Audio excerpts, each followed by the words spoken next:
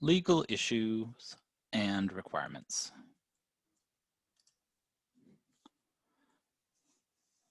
One of the challenging parts of being an entrepreneur is that it is up to the owner or entrepreneur to be aware of legal issues, regulations, licensing, and permits to legally run the business.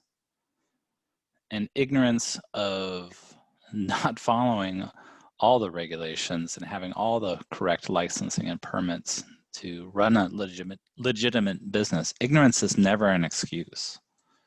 So it is often difficult to navigate the legal environment because laws are often confusing, unclear, or even contradictory about what businesses are supposed to do in order to run a legitimate professional business.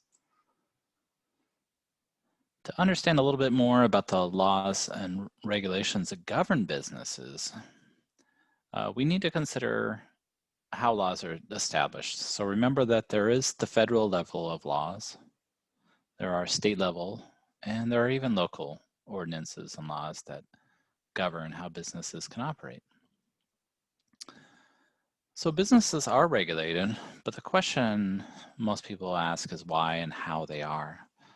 So they can be regulated at federal, state, or local level, and even informally at a social level. It is not abnormal for businesses to be governed by local groups or even the confidence of customers.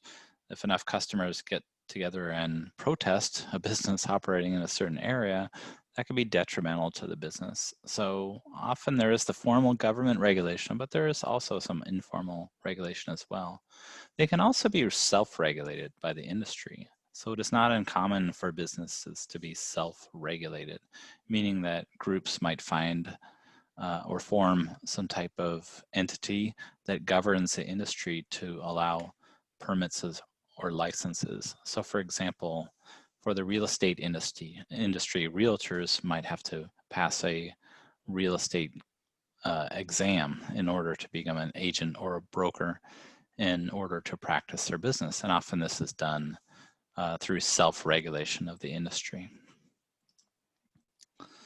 And often it's all of the above that regulates the business. So let's looking at the government regulations. How do federal government regulations and laws work? So how do those laws get created? So the process in a very high level view is Congress would write the bill. It would move through the Congress. It would go to the president who would approve the bill. The bill would become an act or statute.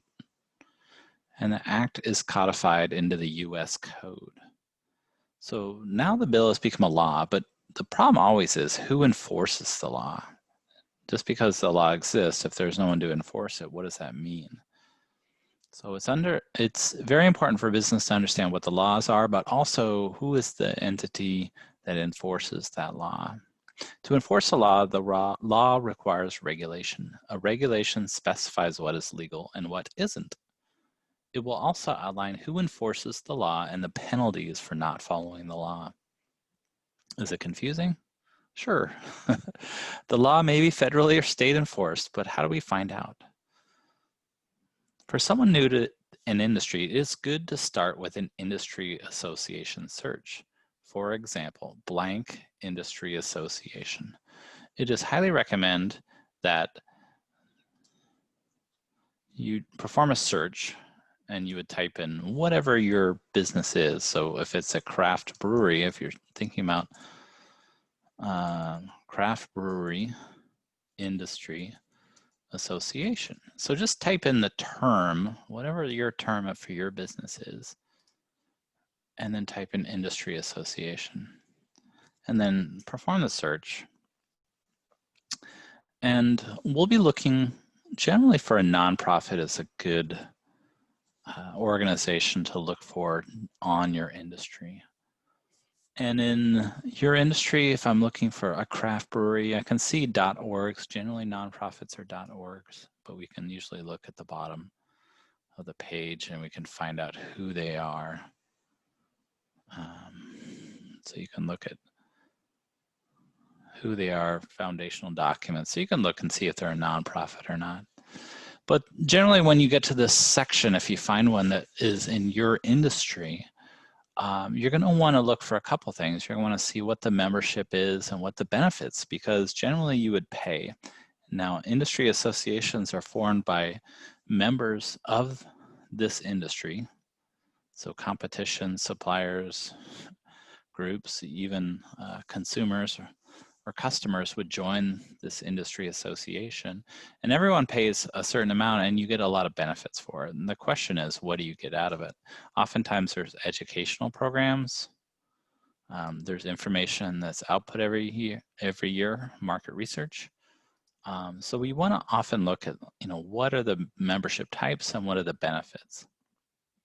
So take a look and understand that, it may cost some money. They may have some of the resources for free, but for $195 a year, you may be getting a lot of the information that it would cost an attorney or lawyer much, much, much more in order to pay to acquire that content and information. So it is always recommended to look at an industry association, consider joining it depending on what the benefits are, because when all those members pay that annual fee, it can go to hire and create that content that's really necessary for members of the industry to be successful. The associations provide networking and professional development opportunities to start and manage your business, and they will help new businesses navigate the legal issues and requirement. Oftentimes they have together the checklist or startup documents that you'll need to run a specific type of business. It's important to note that individuals, including instructors, can't give students legal advice on how best to start up their business. Only a business attorney has the legal authority to offer entrepreneurs legal advice. It is often a little bit expensive to hire an attorney, but there are often free workshops that students can go to or entrepreneurs can go to, offered by local law schools, where you can get free legal advice. So consider asking your instructor, what are some free resources or workshops that may be going on in your area, and your instructor can help you find out when those dates are and share it with the other students in the course. When setting up your business, it's important to not only think about the physical space of setting up your property, but also the intellectual property that will be established. So what does intellectual property mean? Well, let me give you a few examples of what it is. Often means domain names, logos, and business names, but intellectual property is anything that the business or creator has created that can be owned by the business. Okay, so we will get into intellectual property a bit more at the end of this course and into the next course. But it's important to note when we're thinking about filing documents for your business to also consider the intellectual property, because it could be your business name is very, very important when registering for permits. And you wouldn't want to take anybody else's name accidentally and be liable for infringing on their business name or trademark name.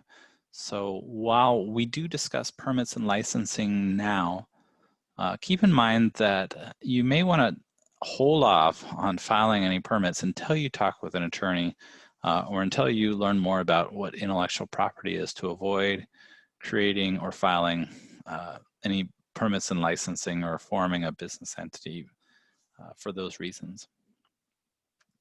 Some of the other legal issues that you want to think about as far as running your business legitimately is the type of contracts that you use. Now, we talked about in earlier modules that when a business engages with a customer, that a contract is formed, whether it's written or not. And so anytime a business interacts with a customer and begins the transaction process, a contract is formed between the two entities to trade goods and services. Laws often dictate what is legal and how they are enforced. The contract doesn't have to be written to be enforced. So just remember that laws in your area for your specific type of business entity, for your specific type of business, service, or trade, may have specific laws about what you can and can't do in the contract. Torts are how disputes within the contract are resolved. A tort is a private offense between two or more parties, that is often remedied by monetary compensation. Often the judgment for compensation depends on the contract between the two parties. So a tort is a way for two parties to say, hey, can we fix this problem by monetary compensation? Okay. If there's no contract, a judge or arbiter can decide who's right in a tort, but it gets a little more complicated. So it's often best to have a contract written up before that it describes what would happen in many situations, so that that conflict can be resolved without having to go to a court or trial.